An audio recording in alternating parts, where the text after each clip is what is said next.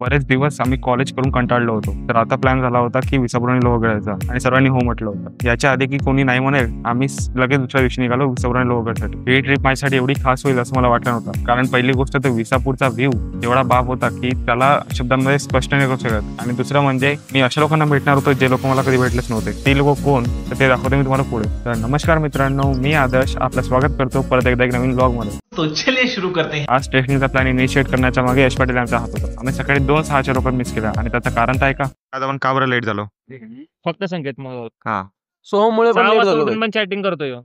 पटापट सर्वांचे वाद मिटले आणि आम्ही स्टेशनवर पोहोचलो. आजची ट्रिप स्पेशल असण्याचं आणखी कारण म्हणजे ऋषिकेश भाऊ अजयस. अर्धा तास थांबल्यानंतर लोकल आली आणि आम्ही लोकलमध्ये बसलो. तिथे फारशी नव्हती, पण दरवाजा बाहेरचा नजारा एकदम मनाला शांत करणार होता. थोड्याच वेळात मळवलीला उतरलो, आणि हीच ती कॉलेजमध्ये असून मला कधी न भेटलेली माणसं. एवढ्या गर्दीतून कशी बशी वाट काढून आम्ही स्टेशनच्या बाहेर निघालो. तर ट्रेक सुरू करायच्या आधी पेटपूजा तर करणारच होतो, पण त्यासाठी आम्ही एका गाड्यावर थांबलो आणि आम्ही पेटपूजेची सुरुवात मक्यापासून केली. लोहगड विसापूर चविष्ट भेळ मिळेल असं या ठिकाणी रस्त्याच्या साईडलाच हा गाडा आहे. अबे जल्दी बोल, कल सुबह पनवेल निकलना है. तर तुम्ही एकदा नक्की भेट देऊन जा. खूप खूप खूप चविष्ट लागते, खूप छान. यशचं वर्णन सांगून झालं होतं. आता आम्ही म्हटलं आम्ही पण चव बघून घेऊ कशी आहे. आम्ही निघणारच होतो, तेवढं त्या तन्मयने ताडपत्रीवरचं पाणी डायरेक्ट संकेतच्या अंगावर फेकलं, आणि त्यामुळे मग संकेतची खूप चिडली होती. आपने वार किया, हम वार करेंगे. काय निघायच्या आधीच आम्ही परत आणखी इकडेच नाश्ता करायला थांबलो. आता यावेळेस आम्ही थांबलेलो होतो एका भजीच्या गाडीवर. ती जी भज्यांची गाडी होती ती आजी आणि आजोबा दोघं मिळून सोबत चालवत होते. आम्ही तर काय तिथून 3-4 भजी पाव घेतले आणि निघालो आम्ही पुढच्या दिशेला. जायच्या वाटेतच व्ह्यू एवढा भारी होता की काय सांगू. तर आता तिथे गेल्यावर कसं असणार ते इमॅजिन करून आम्हाला खूप असं उत्सुकता होत होती. थोड्याच वेळात आम्ही पोहोचलो भाजे गावात. तर भाजे गावात पोहोचल्यावर तिथं फेमस म्हणजे भाजे वॉटरफॉल, तिथं जाणंच होतं. आम्ही याच्या आधीच तिथे खूप सारी गर्दी झालेली होती. पण या सर्व गोष्टीत यश आणि मी सर्वात पुढे होतो, कारण आमची बाकीची गँग तर मागेच राहिली होती. यश वरती चढतच चालला आणि मी त्याच्या मागे चालत चाललो. आता असं वाटायला लागलं होतं की आम्ही धबधब्याच्या वरती जाऊन बसतो की काय. एवढ्या गर्दीत यशला वाटलं की तो शाहरुख खान बनणार, पण एवढ्या गर्दीत कोणी शाहरुख खान नाही बनू शकत. संकेतने पण त्याच्या महबूबाला इम्प्रेस करायसाठी शाहरुख खान पोज ट्राय केली आणि ते त्याला जमली नाही. पण सोहमचा मुहूर्त असा होता की काय सांगू. त्याला अचानक कधी खुशी होती, ते कधी एकदम असा राग येत होता. सुरुवातीला सर्व म्हणत होते की आम्ही नाही भिजणार, पण जसं आम्ही भिजलो तसं सर्व भिजायला लागले. आता एवढं भिजलेलो तो होतं, आता पुढचा ट्रेक कसा करायचा त्याचा विचार पडलेला होता आम्हाला. आमची जर्नी खूप मोठ्या कॉन्ट्रोवर्सी सुरू केली. अरे म्हणजे कोणाचा लोहगड, कोणाचा विसापूर. आता मी विसापूरने चढणार, विसापूरने उतरणार. तर मित्रांनो, तुम्ही जर कधी लोहगड विसापूर ट्रेक केला असेल तर तुम्ही पण तुमचे सजेशन कमेंट बॉक्स मध्ये सांगू शकता.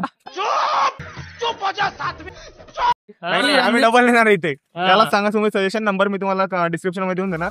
शेवटी आम्ही एकदाच डिसाईड केलं की आम्ही विसापूर चढणार. तर आम्ही पहिले बुटातलं साचलेलं पाणी काढून घेतला आणि नंतर आम्ही सुरुवात केली ट्रेकसाठी. तुम्ही ट्रेकिंग पण तुम्हाला खराब फील करत असेल तर या इकडे दाखव ना भाई.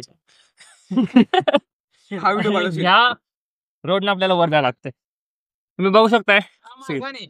या मार्गाने जायचं आपल्याला पुढं. तर या जोशने आम्ही आता सुरुवात केलेली आहे आणि अपशगुन होता राहिलेला आहे. पुन्हा एकदा जे व्हायचं नव्हतं तेच झालं. यशाने मी सर्वात पुढे आणि बाकी सर्व मागे. तर आता असं वाटायला लागलं होतं की आम्ही फक्त चढतोय का आणि बाकीचे फक्त मजा करत येत्या मागे. थोड्याच वरती पोहोचलो तर व्ह्यू एवढा बाप येत होता की काय सांगू. संकेतने तर आपल्या फोटो काढण्यासाठी ट्रान्सफॉर्मेशन करून घेतला, डायरेक्ट शर्टवरून डायरेक्ट बनियानवर.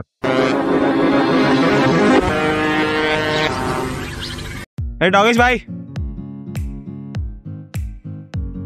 एकदम शांत रम्य जागी आम्ही एकदम विश्रांत केली. तिथे आम्हाला एक खेकडा सापडला आणि त्याचा विचाराचा असं नशीब की आम्ही त्याच्यासोबत खेळत बसलो. माहिती नाही का तर पण प्रत्येक ट्रेकला मी जेव्हा येतो तेव्हा एक ना एक कुत्र माझ्यासोबत असतेच. ते आता कशामुळे असते ते त्यालाच माहीत. सर्वांना एका गोळा केल्यानंतर शेवटी आम्ही ग्रुप फोटो काढायला ठरवला, कारण कोणाचं काय तर कोणाचं काय. तर आमचा खूप मोठा फोटोशूट झाल्यानंतर आम्ही परत एकदा सुरू केलाय आमचा ट्रेक. सर्वांची हवा इथं टाईट झाली आहे जसं दिसत आहे चेहऱ्यावर.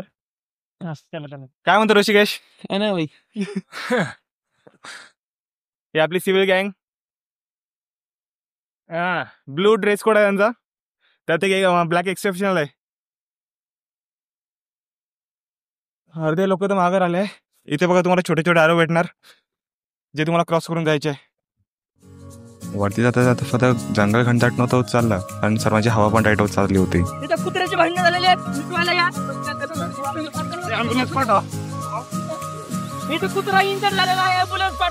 सर्वांचा ट्रेक एकदम शांतपणे सुरू होता, पण थोडी एनर्जी टाकायसाठी आम्ही डान्स करायचं ठरवलं आणि जे मुलं नाचायला लागले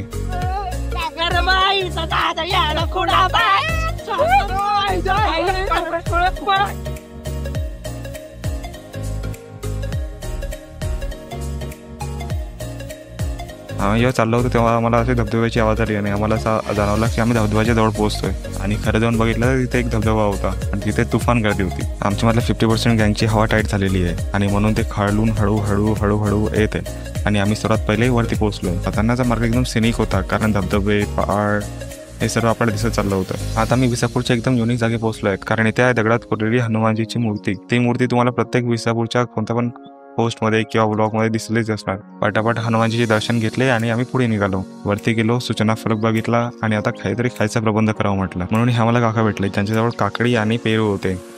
तिथून एक नंबर विसापूरचा व्ह्यू बघितला आणि मग पुढे गेलो. तुम्ही आमच्या मागे बघू शकता गड आहे आणि आता आम्हाला इकडून एक पायवाट भेटली आहे म्हणजे नदी आहे त्याने आम्ही जाणार आहे आणि तिकडे एक मंदिर आम्हाला दिसलेलं आहे. तेव्हाच त्या नदीच्या वाटेने आम्ही जाणार आहे त्या मंदिरात. नंतर थोडंच पुढे गेलो आणि यशला खेकडा सापडला. मग सोमला आठवण आली की आपण हा पकडलेला खेकड्याचा व्हिडिओ क्रेझी श्रुतीला टॅग केला पाहिजे. तेवढे रिकाम तिकडे कामं करून झाले आणि लगेच आम्ही पोहोचलो शिवमंदिरजवळ. शिवमंदिरच्या अंदर गेलो, दर्शन घेतले आणि बाहेर निघालो. पण इथे सुद्धा वीकेंड असल्यामुळे गर्दी जास्तच होती. नंतर काय एका अशा पॉईंटला बसलो जिथून विसापूरचा पूर्ण व्ह्यू दिसत होता आणि नंतर पूर्ण धुकं वगैरे पसरलेले होते. आप देख सकते हैं पूरा फॉग जमा हो गए. मराठी अरे जसं आपण बघू शकता मागे पूर्ण फॉग जमा झालेला आहे. आय मीन धुकं जमा झालेलं आहे. पाऊस तर काहीच नाही फक्त पण एवढा धुकामध्ये ढग खाली आलेला आहे, ढग टेकलेला आहे, ढकलेला आहे. तर तुम्हाला सगळ्यात मस्त व्ह्यू दाखवतो. चल तुला मस्त दाखवतो का इन्सेन व्ह्यू. Insane view. तिथे तुम्ही दूर जर बघितलं तर तिथे एक नदी आहे खूप मोठी. नदी नाही, धरण आहे ते. धरण कशावर असते? नदीवर नाही. पण मला तर सोमने गंडा लावला कारण मला म्हटलं की व्ह्यू दाखवतो आणि तिथून मला फोटोशूट करायला लावला. पण तिथून सुद्धा व्ह्यू एवढा भारी होता कारण आता पाऊस बंद झाला होता आणि एकदम असे धुकावरती चालले होते. तर आता आमचा विसापूर चढून आणि एक्सप्लोर करून झाला होता. आता वेळ होती उतरण्याची. जेवढी गर्दी आम्हाला चढताना सापडली तेवढी ती उतरायला होती. जसंच पायथ्याला पोहोचलो हे विसापूरचा बोर्ड दिसला आणि नंतर मग आम्ही निघालो नाश्ता करण्यासाठी. सर्वांनी भाजीपाव आणि वडापाव सांगितले होते. तिथेच आम्हाला एक मॅव भेटली.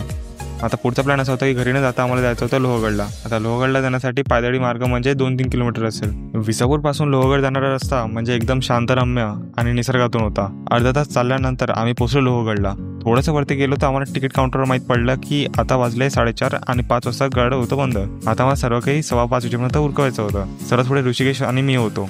तर पटापट आम्ही गड चढायला सुरुवात केली. थोड्या वेळ एकदम स्पीडने चढून आम्ही लवकर पोहोचलो दरवाजाला. थोडंच पुढे गेलो आणि बघितलं तर पूर्ण धुक्याची चादर फैललेली होती कारण पाऊस पण सुरू झाला होता आणि सोबतच धुकं पण आलेली होती. वरती पोहोचता जेवढा एक्सप्लोर करता आला तेवढा आम्ही केला कारण आम्हाला माहित होतं की वापस त्यांनी सर्व काहीच करणार. ऑलमोस्ट वरती पोहोचलो होते ते आम्हाला पोस्टर वगैरे भेटले पण ते प्रत्येक पोस्टर वाचण्या एवढा आम्हाला वेळ नव्हता.